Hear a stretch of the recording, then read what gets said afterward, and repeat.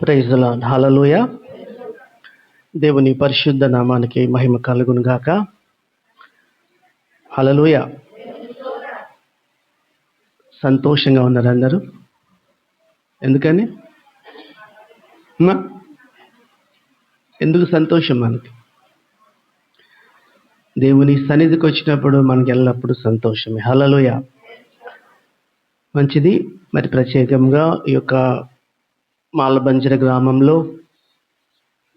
దేవుడు యొక్క ఏర్పాటు చేసిన సంఘంలో మీతో కలిసి ఈ ప్రత్యేకమైన దినమున మీ అందరూ కలిసి మరి ఈ యొక్క కోతకాల పండుగ సందర్భంగా ఎంతో సంతోషంతో మీరు జరిపించుకుంటుండగా మీతో కూడా పాలిభాగస్తున్నై మీతో కూడా దేవుని ఆరాధించడానికి ప్రభువు నాకు ఇచ్చినటువంటి శ్రేష్టమైనటువంటి సమయాన్ని బట్టి దేవుని స్తుతిస్తా ఉన్నాను. అలాగే నాకు అవకాశం ఇచ్చినటువంటి మరి సింగభూపాలెం పాస్టేట్ అయ్యగారు జాన్ శ్రీనివాస్ గారిని బట్టి, మరి స్థానిక దైవదాసులు నమోన్ రాజు గారిని బట్టి, మరి వారి యొక్క సతీమణి గారిని బట్టి సంఘమంతటి కూడా ప్రభు పేరిట వందనాలు తెలియపరుస్తున్నాను. మంచిది. మరి చదవబడిన లేఖన భాగాల్లో నుంచి ఒక్క మాట చదివి ప్రార్థన చేసి మన యొక్క దేవుని యొక్క ఆత్మ నడిపింపుని బట్టి కొన్ని విషయాలు మనం తెలుసుకుందాం. తిమోతి రాసినటువంటి మొదటి పత్రిక 6వ అధ్యాయము 12వ వచనం ఒకసారి చదువుదాం. విశ్వాస సంబంధమైన మంచి పోరాటము పోరాడము, నిత్య జీవము చేపట్టము, దానిని పొందుటకు నీవు పిలువబడి అనేక సాక్షులు ఎదుట మంచి ఒప్పుకుంటే చాలా చిన్న ప్రార్థన చేసుకుందాం. పరిశుద్ధుడు అయిన తండ్రి, ప్రేమగల దేవ, కృపగల తండ్రి, మహిమాన్వితుడా, అద్వితీయుడా, సత్యదేవుడా, ఎక్కడి వారమో ఎచ్చటి వారమో కాని ప్రభువా, క్రీస్తు రక్తంలో మేము ఏకముగా చేయబడి ఈ యొక్క స్థలంలో నిన్ను స్తుతిస్తున్నాం ప్రభువా, నిన్ను ఆరాధిస్తున్నాం. ఇంతవరకు నాయన మా స్తుతుల మీద ఆసీనుడయ్యారు ప్రభువా. బిడ్డలకి ఇచ్చిన తలాంతులను బట్టి నాయన వారి యొక్క స్వరాన్ని బట్టి నువ్వు మహిమ పొందుకున్నారు. చదవబడిన లేఖనాలను బట్టి నీకు వందనాలు. ఈ యొక్క సంఘాన్ని మీరు బలపరచండి. నడిపిస్తున్న సేవకులను ఏడంతల ఆత్మతో అభిషేకించి నీ నిత్య రాజ్యానికి సిద్ధపరచమని యేసు పరిశుద్ధ ఉన్నత మహోన్నత నామమున వేడుకొని ప్రార్థిస్తున్నాను నా ప్రియ తండ్రి. ఆమేన్. హల్లెలూయా. ప్రియమైన దేవుని సంగమా, కోతకాల పండుగలు అనేకమైనవి మనం జరిపించుకుంటూ ఉంటాం. మరి చదవబడినటువంటి లేఖన భాగం మొట్టమొదటి పాత నిబంధన గ్రంథంలో ద్వితీయోపదేశ కాండంలో కదా 26వ అధ్యాయం మనం చదువుకున్నాం. అధ్యాయంలో చదువుకున్న భాగం అంతా కూడా చరిత్ర, అంటే ఇశ్రాయేలు ప్రజలు ద్వితీయోపదేశ కాండం అంటే రెండవసారి మనకి ఆ యొక్క 4 ఖండాల్లో ఉన్నటువంటి విషయాలన్నీ కూడా నిర్గమకాండం నుంచి లేవియా కాండము, సంఖ్యాకాండము ఉన్న విషయాలన్నీ మరలా తిరిగి ఆత్మ సంబంధమైనటువంటి మర్మాలతో పరిశుద్ధాత్ముడు లేఖనాలు రాయించాడు. హల్లెలూయా. మనందరికీ తెలుసు, ఒక ప్రత్యేకించబడిన జనాంగముగా ఇశ్రాయేల్ ప్రజలు ఉన్నారు. మన అందరం అన్యజనులమే. అన్యజనులైన మనకు ఇశ్రాయేలుకి ఎంత భాగ్యం ఇచ్చాడో అంతకు మించి మనకి దేవుడు తన యొక్క కృపను విస్తరిస్తా ఉన్నాడు. హల్లెలూయా. జాగ్రత్తగా వినండి. మరి ఉదయకాల సమయంలో మనము దేవుడు చేసిన మేళ్ల కొరకు దేవుడు వ్యక్తిగతంగా, కుటుంబముగా, సంఘముగా, సమాజముగా అనేక మేలును చేస్తూనే ఉన్నాడు. ఆయన చూచుచున్న దేవుడు. ఆయన యొక్క కృప లేకపోతే ఒక నిమిషం కూడా మనము శ్వాస తీయలేం. ఒక్క నిమిషం కూడా ఆయన కృప విడిచిపెట్టి వెళ్ళిపోతే మన బ్రతుకులు ఏమైపోతాయో మనందరికీ తెలుసు. మరి గమనించినట్లయితే ఇది ఈ కోతకాల పండుగ అంటే చాలా సెన్సిటివ్, అంటే చెప్పటానికి ఏంటంటే కఠినంగా ఉంటుంది, సెన్సిటివ్గా, అంటే ఎంతో సున్నితమైన అంశం ఇది కదా. చాలామంది అనుకుంటారు సిఐసిఐ సంఘాలలో అస్తమానం ఈ కోతకాల పండుగ పెడతారు, ఆ పండుగలు పెడతారు, ఈ పండుగలు పెడతారు, ఇవ్వండి ఇవ్వండి ఇవ్వండి ఇవ్వండి అని చెప్తా ఉంటారు అంటారు కదా. నేను కూడా సిహెచ్ సంఘ సభ్యుడిని, సెంట్ ఆండ్రూస్ చర్చ్ కొత్తగూడెం. ప్రియ దేవుని బిడ్డలారా, కానీ ఈ ఇచ్చుట అనేది కూడా బైబిల్ గ్రంథంలో తప్పక చెప్పవలసిన విషయం. హల్లెలూయా. ఎందుకంటే దేవుడు అడుగుతా ఉన్నాడు. చూడండి, నేను ఒక మాట మీకు చూపిస్తాను. నిర్గమాకాండము 25వ అధ్యాయంలో ఒకసారి చూద్దాం.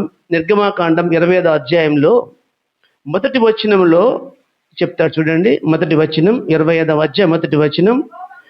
యెహోవా మోషేకు ఈలాగు సెలవిచ్చెను, నాకు ప్రతిష్టార్పణ తీసుకొని రండని ఇశ్రాయేలీయులతో చెప్పుము. మనఃపూర్వకముగా అర్పించు ప్రతి మనుష్యుని యొద్ద దానిని తీసుకొనవలెను. చాలమ్మా చాలు. ఇది సాక్షాత్తు దేవుడిచ్చినటువంటి ఆజ్ఞ. దేవుడు ఆజ్ఞాపిస్తున్నాడు. ఎందుకంటే దేవునికి మన మీద అధికారం ఉంది. హల్లెలూయా. ఎందుకు అధికారం ఉంది ఆయనకి? ఇశ్రాయేలు ప్రజలందరినీ కూడా మనందరికీ తెలుసు.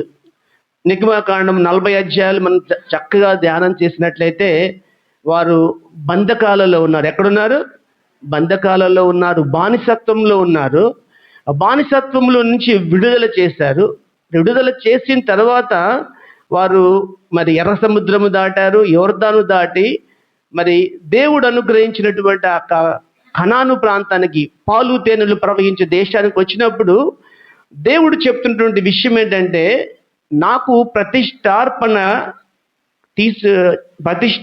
తీసుకొని రండి అని చెప్పి అక్కడ అంటున్నాడు. చూడండి, 4వ వచనంలో మీరు వారి వద్ద తీసుకొనవలసిన అర్పణలేవనగా బంగారము, వెండి, ఇత్తడి, చలమ్మ, ఇవన్నీ కూడా అనేకమైనటువంటి రకాల పదార్థాలన్నీ కూడా చెప్తున్నాడు. మరి వారు అడవిలో ఉన్నారు, అరణ్యంలోనే ఉన్నారు. ఇంకా వాళ్ళు అరణ్యంలో ఉన్నప్పుడు ఇవన్నీ ఎక్కడి నుంచి వస్తాయి వాళ్ళకి? అనేక రకాలమైన, సుమారు లెక్క పెడితే 11 రకాల పదార్థాలు ఉన్నాయి అక్కడ. 11 రకాల అంశాలు ఉన్నాయి. అవన్నీ వారికి ఎక్కడి నుంచి వస్తాయి? ఆ బంగారం కావచ్చు, ఆ యొక్క మరి సన్నపు నార, ధూమ్ర, రక్తవర్ణ, వెండి, ఇత్తడి, ఇవన్నీ ఎక్కడి నుంచి వస్తాయి వాళ్ళకి?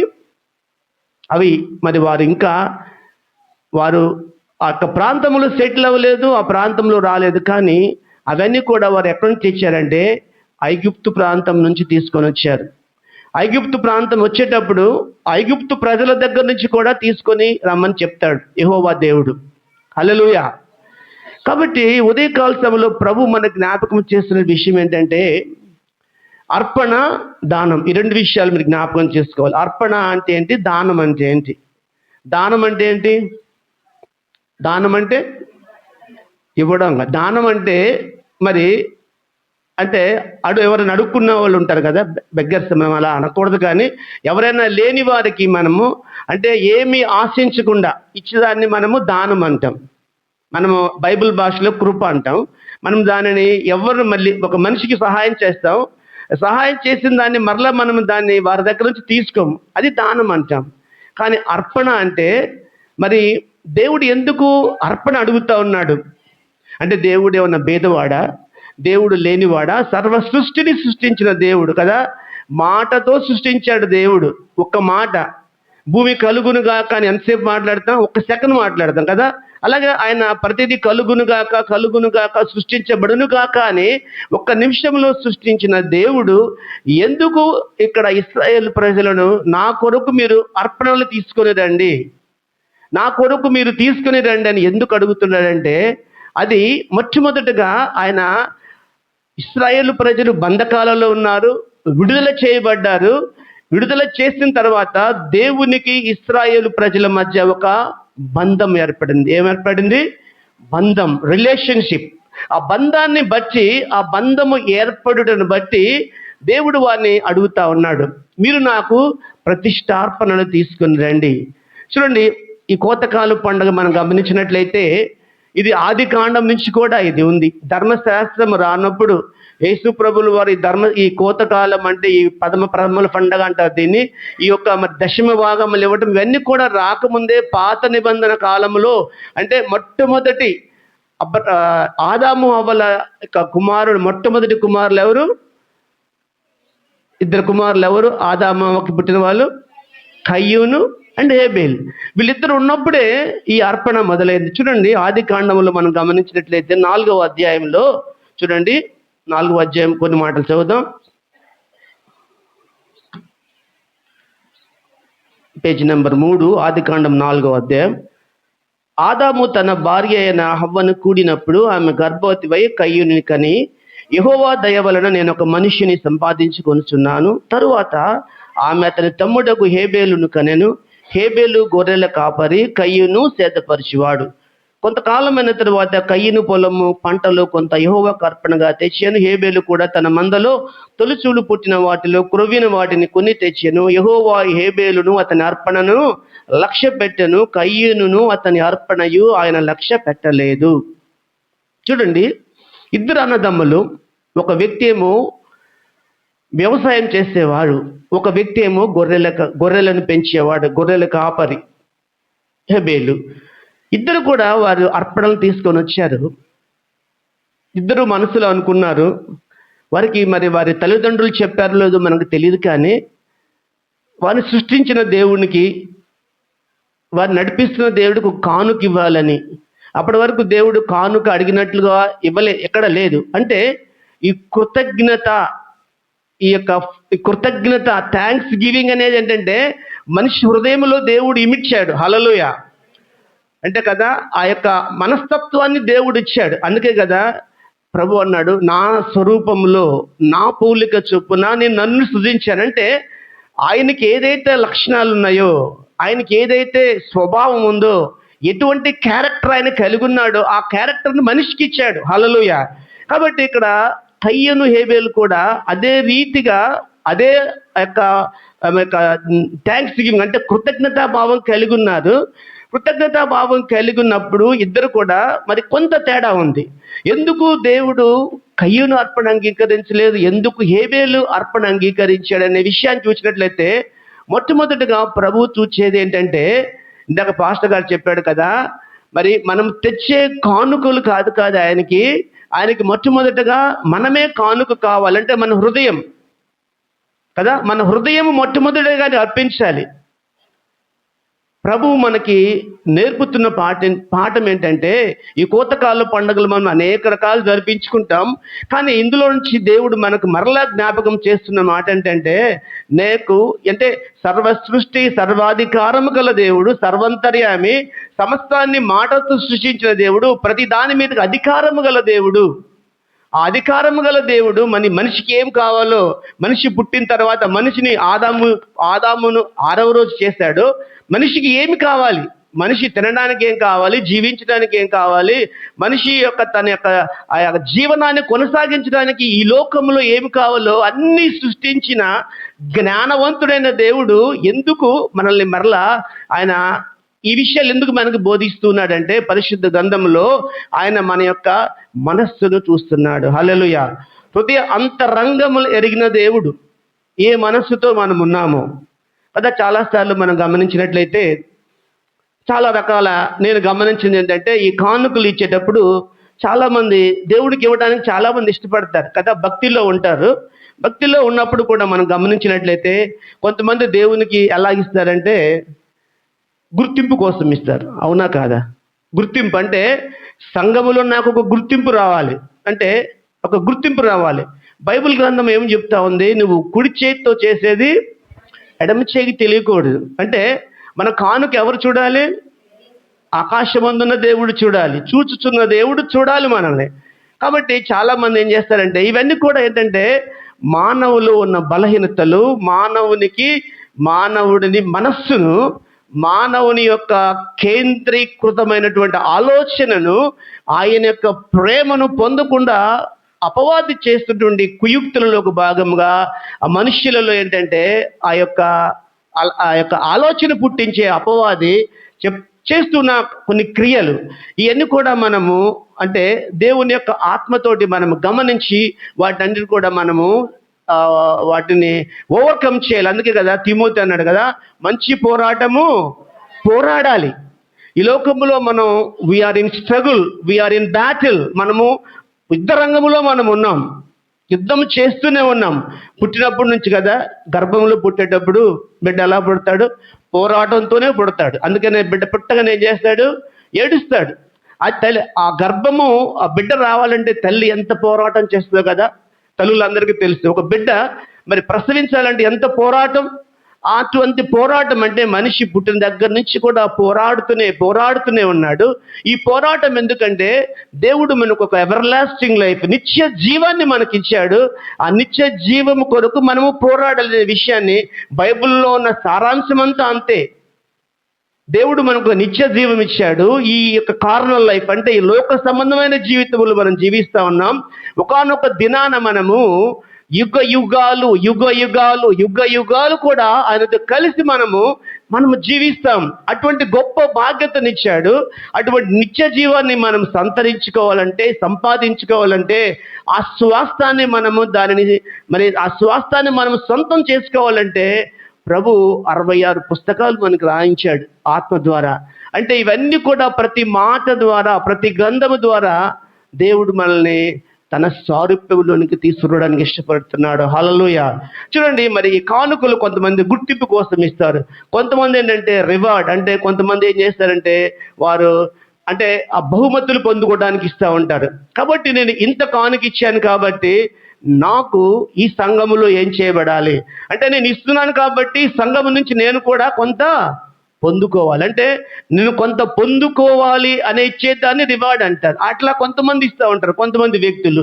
ఇంకా కొంతమంది ఎలా చూస్తారంటే, మరి కొంతమంది ఏం చేస్తారంటే వాళ్ళు మరి తిరుగుబాటుదారులుగా ఉంటారు. తిరుగుబాటుదారులు అంటే రెబలియన్ అంటారు కదా, సణుగుతూ గొడుగుతూ ఇస్తూ ఉంటారు కదా. అదే అందుకని అపోస్తలుడైన పౌలు చక్కటి మాట అంటాడు కదా, కొరింథీ పత్రిక అనుకుంటా, చూడండి, కొరింథీ పత్రిక 9వ అధ్యాయం 7వ వచనం, 2వ కొరింథీ 9వ అధ్యాయం 7వ వచనం. సణుగు గొనకయు, 2వ కొరింథీ 7వ అధ్యాయం, సణుగు కొనకయు బలవంతముగా కాకయు తన ప్రతివాడును తన హృదయములో నిశ్చయించుకున్న ప్రకారము ఇయ్యవలెను, దేవుడు ఉత్సాహముగా ఇచ్చేవారిని ప్రేమించును కదా. మనందరం కూడా కోతకాల పండుగలో దేవుడు మనకు సంవత్సరం అంతా చేసిన మేళ్లను, అది ఆర్థిక పరమైన కావచ్చు, ఆరోగ్యపరమైన కావచ్చు, ఆత్మీయ పరంగానే కావచ్చు, దేవుడు అనేకమైన మేళ్లను మనకు చేశాడు. ఆ మేళ్లను చేసిన దాన్ని బట్టి మనం నిశ్చయించుకున్నాం కదా. మన సంఘాలలో కోతకాలు పండుగ చేసే ముందు ప్రతి చోట కూడా మరి కోతకాలానికి ప్రిపరేటరీ సండేస్ మనం చేశారండి ఇక్కడ కదా.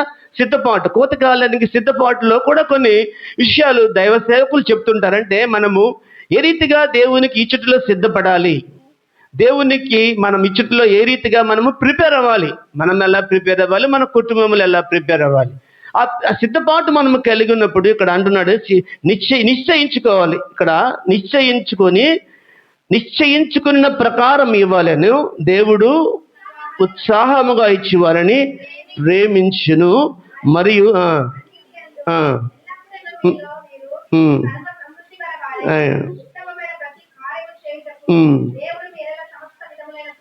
విస్తరింప చేయగలడు. హల్లెలూయా. చాలాసార్లు మనం చూస్తుంటాం కదా, చాలా మందికి అనుభవం ఉంటుంటుంది. చాలా మంది ఏం చేస్తుంటారంటే దేవుని సన్నిధికి వస్తూ ఉంటారు.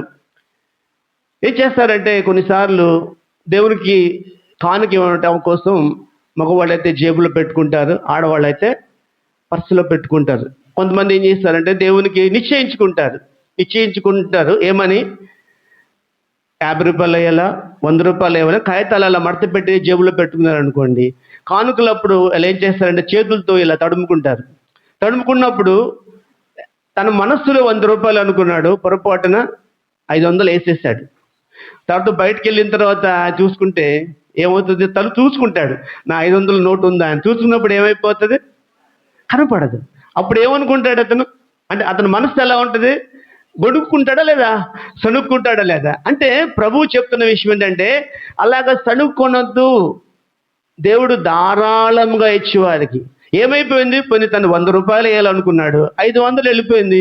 ఇంకా మంచిదే కదా, దేవునికి ఎక్కువగా ఉత్సాహంగా ఇచ్చాడు, సంతోషపడితే దాని ప్రతిఫలము డిఫరెంట్గా ఉంటుంది, దాని ప్రతిఫలం ఇంకొక రకంగా ఉంటుంది కదా. దేవుడు మనల్ని అన్నాడు, అన్యాయస్తుడు కాదు ఆయన, అన్యాయస్తుడు కాదు ఆయన. ఆయన మనం ఎంత చేస్తే దానికి డబుల్ చేస్తా. ఎందుకు ఆయన అడుగుతున్నాడు, ఆయన లేమి కలవాడా, ఆయన భేదవాడా, ఎందుకు అడుగుతున్నాడంటే మన యొక్క మనస్తత్వం గురించి అడుగుతున్నాడు. హల్లెలూయా. చూడండి, ఆయన ఈ యొక్క చూసినట్టయితే ఆదాము ఇక్కడ మన కయ్యను ఏబోలు విషయంలో చూసినట్లయితే ఎందుకు అర్పణ అంగీకరించబడట్లేదు అంటే దేవుడు మొట్టమొదటిగా ఇద్దరి మనస్సును చూచాడు. కయ్యను అంతరంగ స్వభావాన్ని చూచాడు, ఏబేలు అంతరంగ స్వభావాన్ని చూచాడు.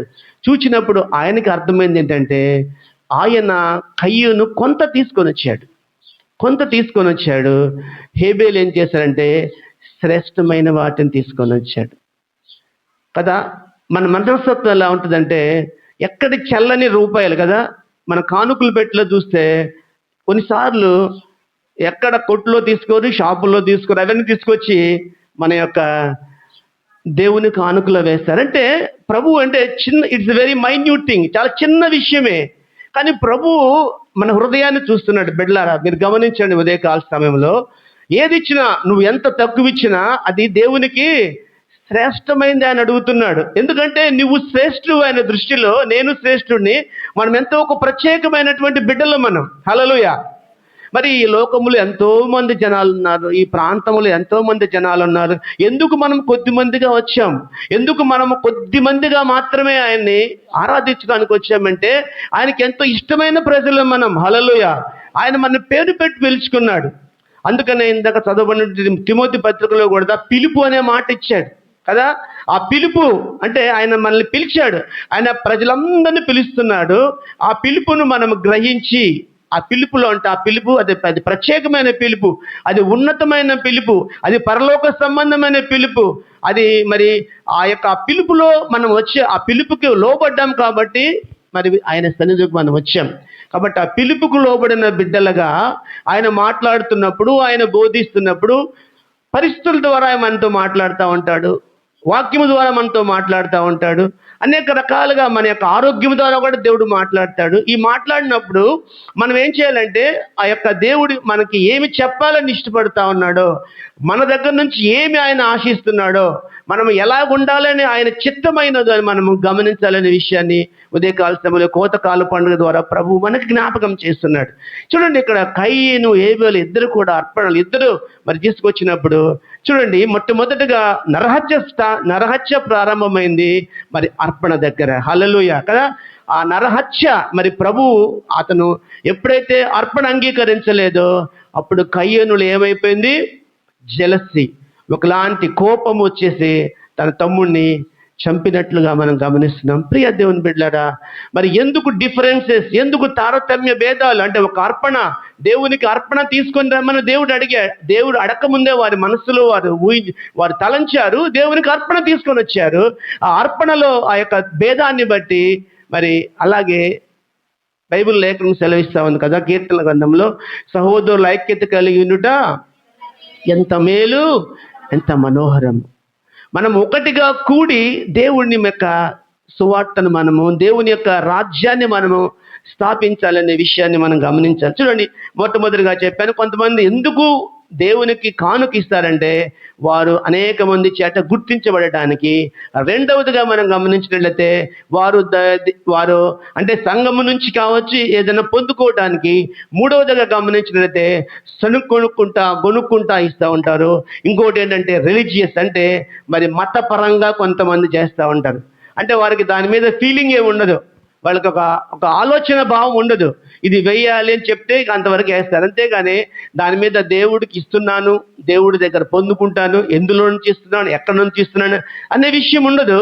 అది ఒక రకమైనటువంటి కానుకలు అర్పించే విధానం. అసలు దేవుడికి కావాల్సింది ఏంటంటే దేవుడు దేవుడు ఏమని కోరుకుంటున్నాడంటే బంధం. చెప్పండి, బంధం, రిలేషన్షిప్ కదా. ఇప్పుడు మనం ఉన్నాం, మన సొంత బిడ్డకి కావచ్చు, సొంత బిడ్డ ఉన్నారు, వేరే వాళ్ళు ఉన్నారు. మన సొంత బిడ్డని బట్టలు కొనాలంటే ఏం చేస్తాం మనం? వాడిని తీసుకొని షాప్కి వెళ్తాం, కూతురు కావచ్చు, తీసుకొని వారికి ఇష్టమైనది కొనిపిస్తాం. అదే వేరే వాళ్ళకి ఇవ్వాలనుకుంటే ఏం చేస్తాం మనం? ఏదో కొనుక్కొచ్చేసి వారికి ఇస్తాం. అంటే ప్రభు ఏమని కోరుకుంటాడంటే ఆ బంధాన్ని కోరుకుంటున్నాడు మనలో.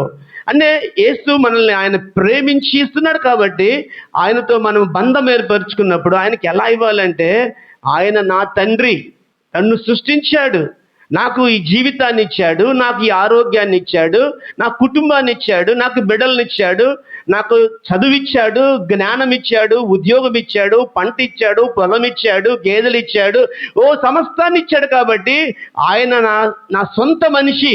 హల్లెలూయా. అట్లా మనం భావించినప్పుడు మాత్రమే దేవునికి ఉత్సాహంగా ఇవ్వగలం, విస్తారంగా ఇవ్వగలం, సమృద్ధిగా ఇవ్వగలం అనే విషయాన్ని ఉదయకాల సమయంలో మనం గమనించాలి. హల్లెలూయా.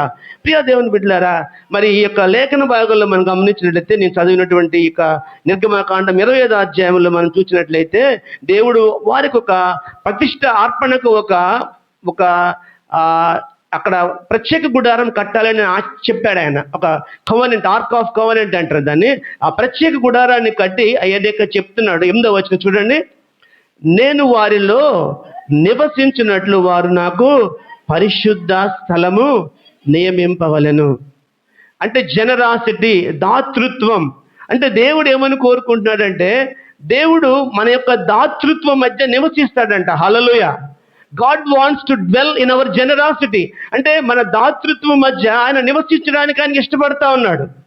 అంటే ఆయన ఎందుకు అడుగుతున్నాడంటే, ఎందుకు ప్రత్యక్ష గుడారం కట్టమంటున్నాడంటే ఆయన ఉద్దేశం ఏంటంటే మన మధ్య నివాసం చేయటానికి, మన మధ్య ఉండడానికి. ఎందుకు ఈ ప్రాసెస్ అంతా? దేనికి ఈ ప్రాసెస్ అంతా ఎందుకు చెప్తున్నాడంటే, అవన్నీ కూడా ఇశ్రాయేలు ప్రజలకు ఎందుకని చెప్తున్నాడంటే, ఆయన మన మధ్య నివసించటానికి.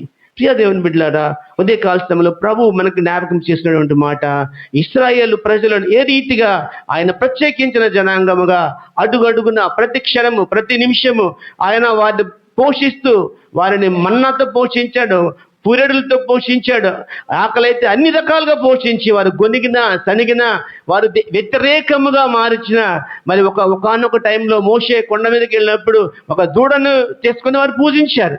అంటే వ్యతిరేకముగా వెళ్ళినా కూడా, అంటే మనం బైబిల్ గ్రంథం అంతా మనం గమనించినట్లయితే, ఆ న్యాయాధిపతుల గ్రంథం నుంచి అన్నీ కూడా చూసినట్టయితే అనేక సార్లు ప్రజలు తిరగబడుతూనే ఉన్నారు, రెబెల్లెన్గా ఉంటున్నారు, ఎదురు తిరుగుతున్నారు, దేవుని ప్రేమను అర్థం చేసుకోలేకపోతున్న పరిస్థితులు.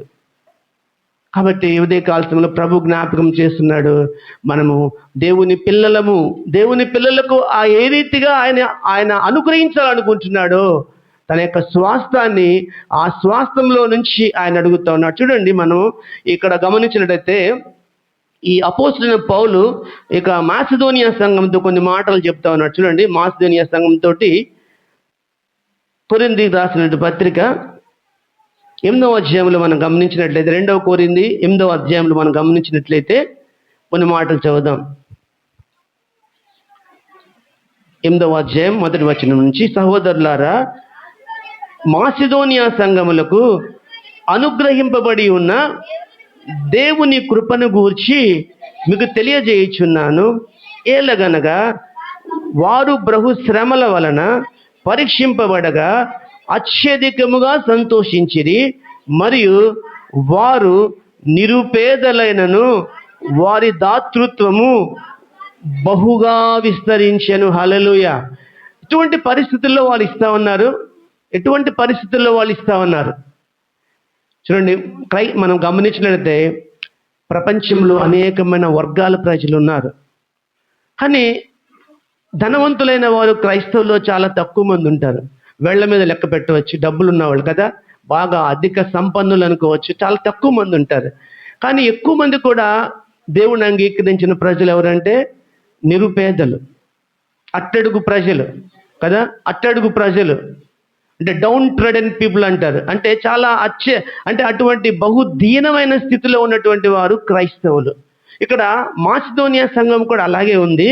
వాళ్ళు చూస్తున్నారు, దేవుని కృపను గూర్చి తెలియజేయుచున్నాను, వారు బహుశ్రమల వలన పరీక్షింపబడగా అత్యధికముగా సంతోషించిరి. చూడండి, శ్రమలలో సంతోషం. Is it possible? అది తెలుసుదా? శ్రమల్లో వలన సంతోషపడతామండి. బాధ వస్తే ఏం దేవుడురా బాబు కదా, ఏం ఏమి దైవమో బాబు అని అనుకునే పరిస్థితి మనకు. కానీ ఇక్కడ ఆ సంఘం గురించి కదా సాక్ష్యం చెప్తున్నాడు పౌలు గారు. కాబట్టి మనము ఈ యొక్క అర్పణలలో ఏంటంటే మన యొక్క విశ్వాసాన్ని గురించి, అర్పణ మన విశ్వాసానికి సంకేతంగా ఉంది. మొట్టమొదటిగా విశ్వాసానికి సంకేతం మనం. ఈ అర్పణ అనేది మన సాక్ష్యానికి సంకేతం. రుజువుపరచాలి, మన సాక్ష్యాన్ని రుజువుపరచాలి, మన యొక్క ఆరాధనని రుజువుపరచాలి. మనం ఆరాధిస్తున్నాం, ఈ ఆరాధన కదా చక్కగా దేవుణ్ణి ఆరాధిస్తాం మనం. ఈ ఆరాధనకు ఈయన మాత్రమే యోగ్యుడు, ఈ ఆరాధనకు ఈయన మాత్రమే అర్హుడు. ఆయన పరిశుద్ధతయే మనకు ఆధారము. ఆయన పరిశుద్ధతయే ఎన్నటెన్నటికీ మన మందిరమునకు అనుకూలమైన లేఖనం సెలవిస్తూ ఉండగా, మరి ఈ యొక్క అర్పణలో మనం నేర్చుకోవాల్సిన విషయం ఏంటంటే, ఆ అర్పణ అనేది మనము దేవునికి మనఃపూర్వకముగా ఇవ్వాలి. అంటే మనము దేవునికి మనస్సు నెరిగినవాడు కాబట్టి మన హార్ట్ఫుల్గా, విల్ఫుల్గా మనము దేవునికి ఇవ్వాలి. ఏ మాత్రం కూడా నాకు ఇది ఉపయోగపడుతుంది అనేటువంటి సెకండ్ థాట్, రెండవ ఆలోచన నీకు నాకు రాకూడదనే విషయాన్ని ఉదయకాల సమయంలో ప్రభు మనకు బోధిస్తా ఉన్నాడు. నాకు బోధిస్తున్నాడు, మీకు బోధిస్తున్నాడు, ప్రతి ఒక్కరికి కూడా బోధిస్తా ఉన్నాడు. హల్లెలూయా. ఇక్కడ చూడండి, వారి దాతృత్వం బహుగా విస్తరించెను. చూడండి 4వ వచనములో,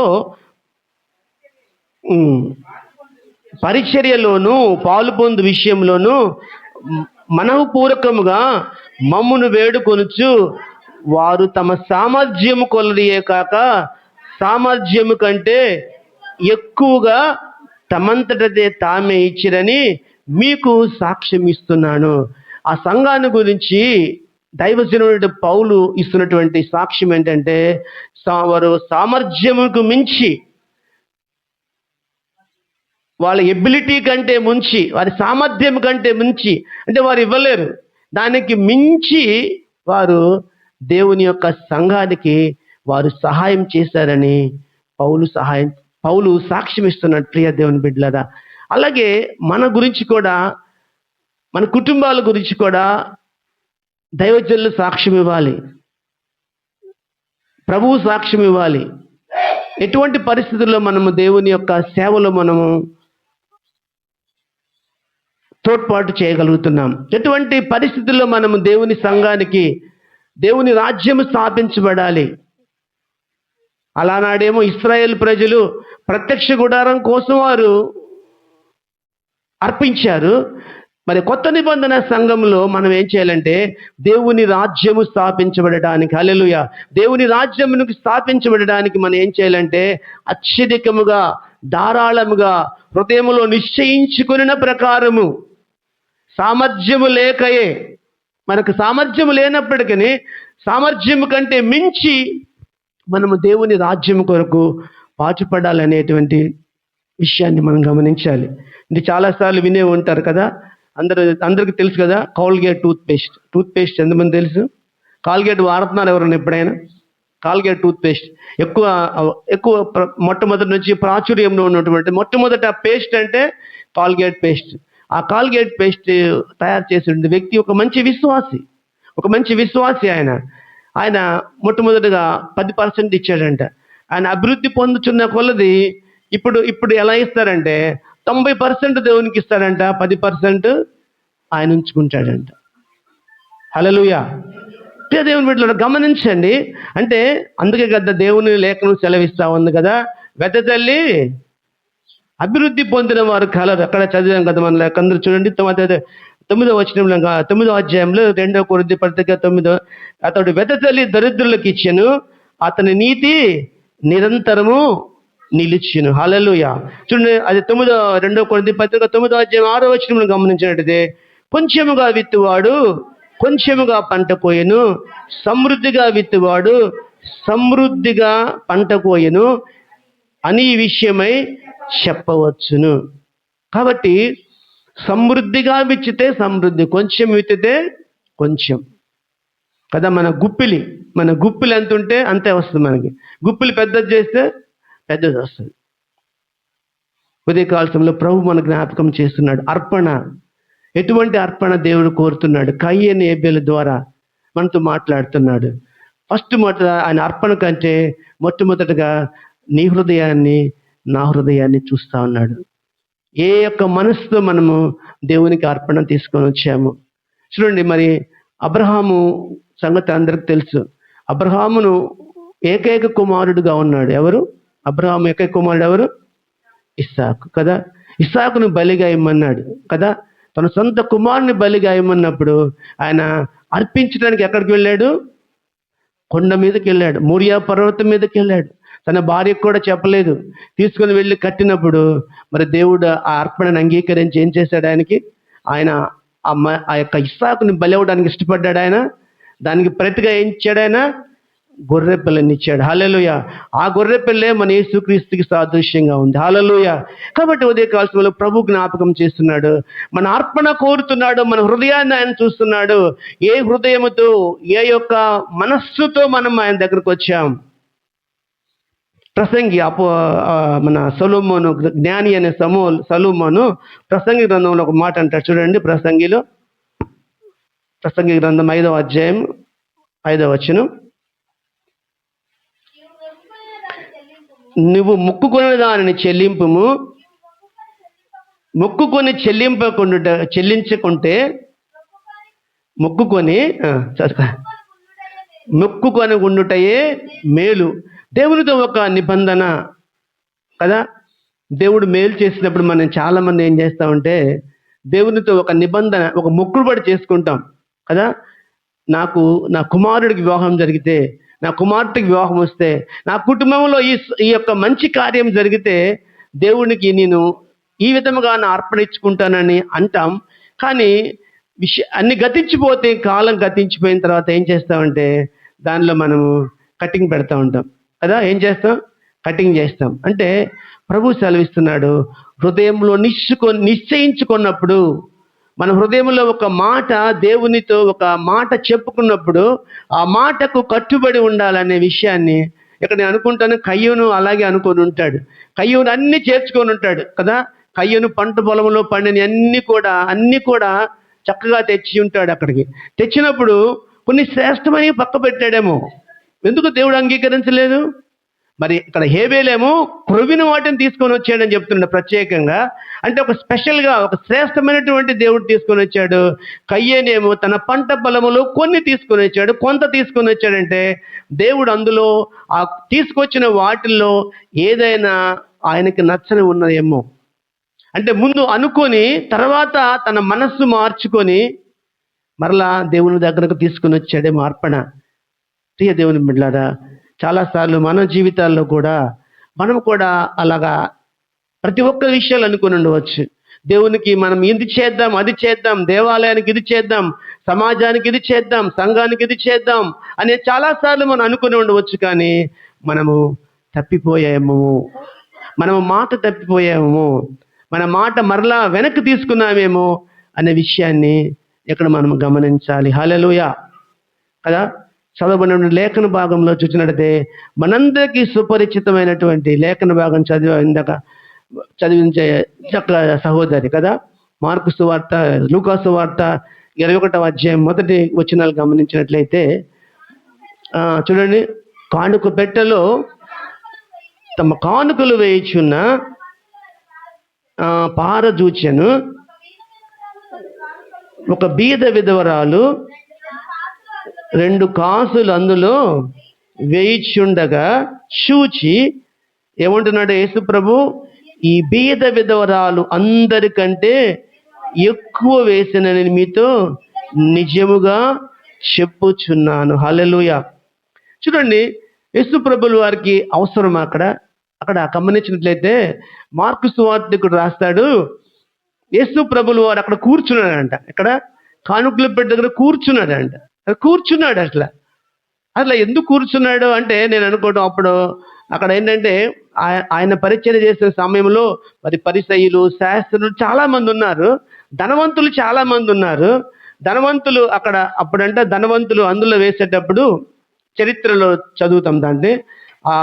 వాళ్ళు చిల్లర డబ్బులన్నీ తీసుకొచ్చి అందులో వేస్తున్నప్పుడు అదొక ఒక వెయిట్ ఉంటుందంట. అంటే ఆ వెయిట్ ఇప్పుడు సపోజ్ ఒక లిమిట్ పెడతారంట. అందులో ఒక బూర మోగుతుందంట, టీ అని బూర మోగుతుంది. అంటే ఆ ధనవంతుడు అంటే ఎక్కువ డబ్బులు వేసినప్పుడు ఆ బూర మోగినప్పుడు ఏంటంటే, ఇందాక చెప్పాను కదా, కొంతమంది గుర్తింపు కోసం, రికగ్నిషన్ కోసం దేవుని కానుకలు ఇస్తారు. అట్లా అందులో వేసినప్పుడు ఒక బూర మోగుతుందంట. ఆ బూర మోగినప్పుడు ఓహో ఈయన ధనవంతుడు కానుక వేస్తాడనేటువంటి ఒక ఆ యొక్క సైన్, అంటే ఒక సూచన అక్కడ కనపడదు. అందుకని యేసు ప్రభువులు వారు అక్కడ కూర్చున్నాడంట. అక్కడ కూర్చున్నప్పుడు మరి వాళ్ళందరూ వేస్తా ఉన్నారు, ధనవంతులందరూ వేస్తా ఉన్నారు. వేసినప్పుడల్లా బోర మోగుతా ఉంది. ధనవంతులు వేస్తారు, బోర మోగుతా ఉంది.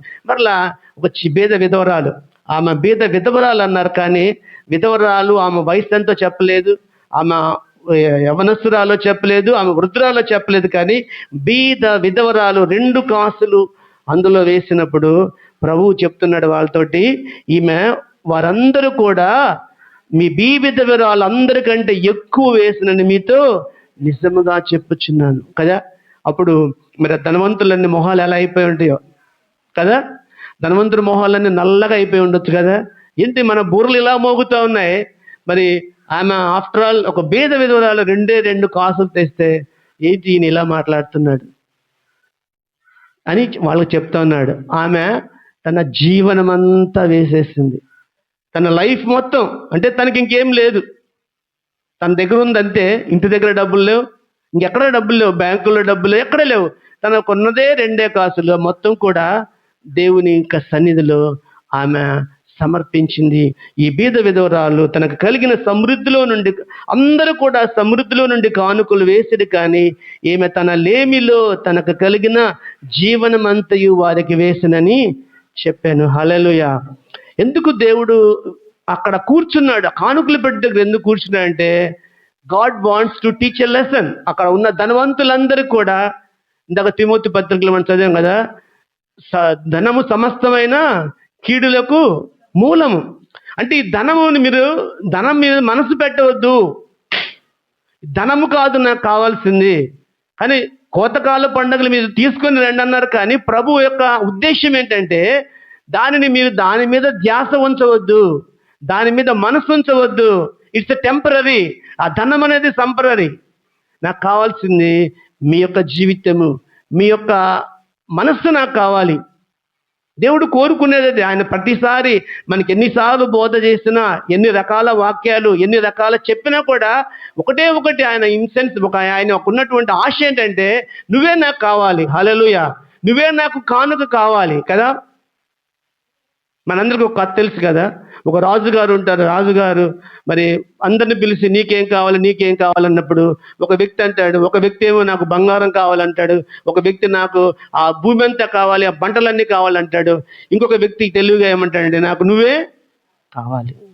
అంటే ఏంటి, రాజుగారు మనతో ఉంటే ఆ రాజ్యమంతా అతనిది, అంతేనా? రాజ్యమంతా అంతది. అలాగే ప్రభు కోరుకుంటున్నాం. మనం ప్రభువును కోరుకున్నట్లయితే, ప్రభువును మన సొంత రాజుగా, రక్షకుడిగా, ఆయన మన యొక్క మరి విమోచకుడిగా మనం అంగీకరించినట్లయితే మనకున్నదంతా కూడా ఆయనదే. ప్రియ దేవుని బిడ్డలారా, ఉదయకాల సమయంలో ప్రభు కోతకాల పండుగ ద్వారా మనతో మాట్లాడుతున్నాడు. హేబేలు జీవితాన్ని కయీను జీవితం ద్వారా మాట్లాడాడు. దాని ద్వారా మనకు జ్ఞాపకం చేస్తున్నాడు, ఆయన శ్రేష్టమైనది దేవునికి ఇవ్వాలి, శ్రేష్టమైనది దేవునికి ఇవ్వాలి. మనసులో మనము ఏదైతే అనుకున్నామో, మనసులో ఏదో నిశ్చయించుకున్నామో, ఏదైతే దేవునికి ఇవ్వాలని మనము హృదయములో నిశ్చయించుకున్న ప్రకారం ఇవ్వాలి. మాసిదోనియా సంఘం ద్వారా ఆయన అంటున్నాడు, వారు బహు బీదలైన, కడు బీదలైన వారి సమృద్ధి కొలది, అంటే వారు బీదవారైనా కూడా శ్రమలు అనుభవిస్తూ కూడా దేవునికి విస్తారమైనటువంటి కానుకలు, విస్తారంగా దేవుని సేవకి ఇచ్చినట్లుగా దేవుని లేఖనం సెలవిస్తూ ఉంది. అంటే ఇక్కడ గమనించవలసింది ఏంటంటే, ఈ లేఖన భాగాల ద్వారా మన ప్రభు మంది ఎందుకు మాట్లాడుతున్నారంటే, బాగా డబ్బులు లేని వాళ్ళే దేవునికి ఇస్తా ఉన్నారు కదా. ఇప్పుడు మనం ఆలోచించండి, ఒక 1000 రూపాయలు జీతం అనుకోండి, 1000 రూపాయల దశమ భాగం అంటే చాలా ఈజీగా ఉంటుంది, అవునా కాదా? 1000 రూపాయల దశమ భాగం అంటే ఎంత? 100 రూపాయలు. అదే 1,00,000 రూపాయలు అంటే 10,000. 10,000 దాకా కూడా వేస్తాం. అదే ఒక 5 లక్షల జీతం ఉందనుకోండి, అప్పుడెంత? 50,000. 50,000 దేవునికి ఇవ్వాలంటే ధనవంతుడికి ఎలా ఉంటుంది? కష్టమే కదా. 50,000 వామ్మో! 50,000 అంటే ఏదో ఒక వస్తువు వస్తుంది కదా. అంటే దేవుడు మనల్ని అభివృద్ధి చెందుతానికి ఇష్టపడతాడు ఆయన. అంటే మొట్టమొదటిగా ఉన్నప్పుడు, చిన్నగా ఉన్నప్పుడు మనం దేవునికి నమ్మకంగా ఉంటాం, దేవునికి యథార్థంగా ఉంటాం. దేవుడు ఆశీర్వదిస్తూ ఒక మెట్టు ఎదుగుతాడు.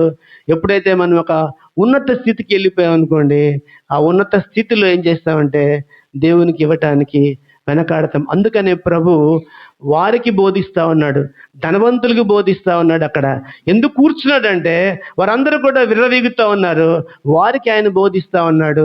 మీరందరూ కూడా మీకు కలిగిన దానిలో, మీకు ఉన్న స్థితిలో మీరు ఇచ్చారు, కానీ ఈ బీద విధవరాలు తనకున్న లేమిలో తన జీవనమంతయు ఇచ్చింది. ప్రియ దేవుని బిడ్డలారా, ఉదయకాల సమయంలో ప్రభు మనతో మాట్లాడుతూ ఉన్నాడు. ప్రభు మన జ్ఞాపకం చేస్తా ఉన్నాడు. నీవు ఆశీర్వదించబడాలంటే, నీవు నేను దీవించబడాలంటే, నీవు నేను దేవునికి అంగీకారముగా ఉండాలంటే ఒక హేబేలు వలె ఉండాలి కదా. హేబేలు ఏ రకంగా దేవుణ్ణి శ్రేష్టమైన ఇవ్వడానికి ఇష్టపడ్డాడు. మాసిదోనియా సంఘం ఏ రీతిగా వారి కలిమిలో ఉన్నప్పటికీ, లేమిలో ఉన్నప్పటికీ దేవుడికి ఒక ఉన్నతమైనది బహు విస్తారంగా ఇవ్వడానికి ఇష్టపడ్డారు. ఆ రీతిగా మనము దేవునికి ఇవ్వడానికి ఇష్టపడాలి. అక్కడ ఇష్టపడ్డప్పుడు ప్రభు మరి ఇశ్రాయేలు ప్రజలతో చెప్తున్నాడు, నేను మీ మధ్య నివసిస్తాను. వారికి ఆ ప్రత్యక్ష గుడారం అంతా ఎంతో డబ్బులతో, సుమారుగా బైబిల్ చరిత్రలో చెప్తుంది, అది మొత్తము కట్టడానికంట ప్రత్యక్ష గుడారానికి సుమారు ఆ 20వ అధ్యాయంలో 11 రకాల వస్తువులు ఉన్నాయి. ఆ వస్తువులన్నీ వాటిని కాస్ట్ వేశారంట సుమారు 508 కోట్లు అంట. 508 కోట్లు. తర్వాత వారు ఈఫోదు ధరిస్తారు. ఎఫోద్ అంటాం కదా, అంగి ధరిస్తారు యాజకుడు, ప్రీస్ట్. ఆ యాజకుడు తరిగించే అంగిరి 32 కోట్లు అంట. అంటే అంత ఖర్చు పెట్టి ఆ యొక్క ప్రత్యక్ష గుడారాన్ని కట్టుమంటున్నాడు దేవుడు. కట్టి ఆయన అంటున్నాడు, నేను మీ మధ్యలో నివసించున్నట్లు. ఆయన మన మధ్య నివసించాలంటే అంటే మన యొక్క జనరాసిటీ, దాతృత్వాన్ని ఆయన చూస్తా ఉన్నాడు. మన సంఘములో ఆయన నివసించాలంటే మన దాతృత్వాన్ని ఆయన చూస్తున్నాడు. మన సంఘములో ఆయన నివసించి మనల్ని ఆయన దీవించాలంటే, ఆశీర్వదించాలంటే ఈ కోతకాలం సందర్భంగా ఆయన మనతో మాట్లాడుతున్న మాట ఏంటంటే, మీ యొక్క మరి ఆ యొక్క దాతృత్వము బహు విస్తారముగా, ఏ రకముగా మాసిదోనియా సంఘం ఉందో ఆ రకముగా మరి మీరు దాతృత్వములో ఎదగాలి. బీదవిధవరాలు ఏ రీతిగా తన జీవనమంతయు ఇచ్చిందో ఆ రీతిగా జీవనమంతయు దేవుడు కోరుకోవట్లేదు, కానీ నీవు హృదయములో నిశ్చయించుకున్న ప్రకారము దేవుని రాజ్యానికి మనం యొక్క ప్రతి ఒక్కరి బాధ్యత, ప్రతి ఒక్కరి రెస్పాన్సిబిలిటీ, రక్షించబడిన ప్రతి ఒక్కరు కూడా, ప్రతి ఒక్క మనిషి ఇండివిజువల్గా రక్షించబడిన ప్రతి మనిషికి ఒక బాధ్యత ఏంటంటే దేవుని రాజ్యము కట్టబడాలా, దేవుని రాజ్యం విస్తరించబడాలా, నశించు ఆత్మను రక్షించబడాలా. ఎందుకు దేవుని రాకడ ఇంకా ఆలస్యం అవుతుందంటే, ఇంకా దేవుడు మనల్ని ఎన్నుకున్నాడు. నా ద్వారా, నీ ద్వారా, మనందరి ద్వారా, మన సంఘాల ద్వారా ఇంకా పరిచర్య జరగాలి. ఇంకా ప్రజలు సువార్తను తెలుసుకోవాలి, నిజ దేవుడిని తెలుసుకోవాలి అనే విషయంలో దేవుడు ఇంకా ఆయన రాకడ ఆలస్యం చేస్తుండగా మరి ఒక కోతకాలపు సందర్భం, కోతకాల పండుగలో దేవుడు మనకు అవకాశం ఇచ్చాడు. మరలా ఆయన మాటలు మనం ధ్యానిస్తూనే ఉన్నాం, అనేక సార్లు వింటూనే ఉన్నాం, రిపీటెడ్గా వింటూనే ఉన్నాం. ఎన్నిసార్లు విన్నా కూడా జుంటి తేనె దారుల కంటే మధురమైనటువంటి మాటలు కదా. గమనించారు లేదో, చాలాసార్లు పాఠ్య పుస్తకాలు చదువుతూ ఉంటాం, మనం పుస్తకాలు చదువుతూ ఉంటాం కదా. ఒక పుస్తకం చదివిన తర్వాత రెండోసారి చదవలేను దాన్ని. ఒక పుస్తకం చదువుతాం, నేను ఎంబీబీఎస్ చదివి ఎంఎస్ చేసేదానికి చాలా పుస్తకాలు ఉంటాయి. ఆ పుస్తకం ఒకసారి చదువుతా, 2 సార్లు చదువుతా, 3 సార్లు చదవబుద్ధి అవ్వదు. కానీ ఈ యొక్క పరిశుద్ధ గ్రంథంలో ఉన్న మాధుర్యం ఏంటంటే ఎన్నిసార్లు చదివినా అది కొత్తగా ఉంటుంది. హల్లెలూయా. మరి ఏంటో అర్థం కాదు, అది ఎంతమంది బోధించినా అది వినపడుతుంది, తెలిసిన విషయాలే మనకి. కానీ ప్రియ దేవుని బిడ్డలారా, అటువంటి శ్రేష్టమైనటువంటి వాక్కు, ఆయన వర్డ్ ఆఫ్ గాడ్, ఆయన మాటలు మనకి ఇచ్చాడు. ఆ మాటల ద్వారా మనల్ని సంధిస్తా ఉన్నాడు, మాట్లాడుతున్నాడు, బలపరుస్తున్నాడు, ఆదరిస్తున్నాడు, ఆరోగ్యం ఇస్తున్నాడు, సమస్తాన్ని ఇస్తున్నాడు. కాబట్టి నీవు నేను ఆయనకి ఏం చేద్దాం మనం ఆయనకి? ఆయన ఈ ఉదయకాల సమయంలో అడుగుతా ఉన్నాడు. ఉదయకాల సమయంలో కోతకాలం సందర్భంగా ఆయన మనం అడుగుతా ఉన్నాడు. నీకు సమస్తమైనటువంటి జ్ఞానాన్ని ఇచ్చాను, ఆరోగ్యాన్ని ఇచ్చాను, బలాన్ని ఇచ్చాను సంపాదించుకోవడానికి కదా. మరి పాత నిబంధన కాలములో సంవత్సరానికి ఒక్కసారే కోతకాల పండుగ. అఫ్ కోర్స్ నాకు తెలియదు, కొంతమంది ఇక్కడ వ్యవసాయదారులు ఉండవచ్చేమో, కానీ మా లాంటి ఉద్యోగస్తులు ఏం చేయాలంటే నెల నెల కూడా కోతకాల పండుగ చేసుకోవాలి కదా. నెల నెల కూడా జీతం వస్తుంది కదా మాకు కదా. జీతాలు వస్తున్నప్పుడు నెల నెల కూడా కోతకాల పండుగ చేయాలి. ఆ రోజు పాత నిబంధన కాలంలో ఉద్యోగాలు అంటూ ఏం లేవు కాబట్టి అందరూ వ్యవసాయం మీద ఆధారపడేవారు, పాడి పంటల మీద ఆధారపడేవాళ్ళు, మరి గొడ్లు గోదాలు వాటి మీద ఆధారపడేవాళ్ళు. కాబట్టి సంవత్సరానికి ఒక్కసారి మాత్రమే వారు సంపాదించేవారు. కానీ నేటి దినాలలో ప్రతి నెల కూడా మరి ఉద్యోగస్తులు సంపాదిస్తుండగా ఆ ఉద్యోగస్తులు కూడా నెల నెల కూడా ఏం చేయాలంటే మనం తీసి పక్కన పెట్టాలి. పక్కన పెట్టి కోతకాలపు దినాన, కోతకాలపు సంతోషము ఆచరిస్తున్న దినాన మన సంఘాలలో వాటిని తీసుకొచ్చి దేవుని పాదాల దగ్గర ఏ రీతిగా పెట్టాడు, మనఃపూర్వకముగా శ్రేష్టమైనది పెట్టాడో ఆ రీతిగా మరి బీద విధవరాలు ఏ రీతిగా దేవుడు మెచ్చుకున్నటువంటి కానుక అది. పెద్ద డబ్బులు లేవు అక్కడ, కానీ దేవుడు మెచ్చుకున్నాడు. ప్రియ దేవుని బిడ్డలారా, ఆ రీతిగా దేవుడు మెచ్చుకునే విధముగా, దేవుడు సంతోషపరిచే విధముగా మన కానుకలు ఉండవలసిందిగా కోరుకుంటూ చిన్ని మాటలు ముగిస్తున్నాను. నాకు అవకాశం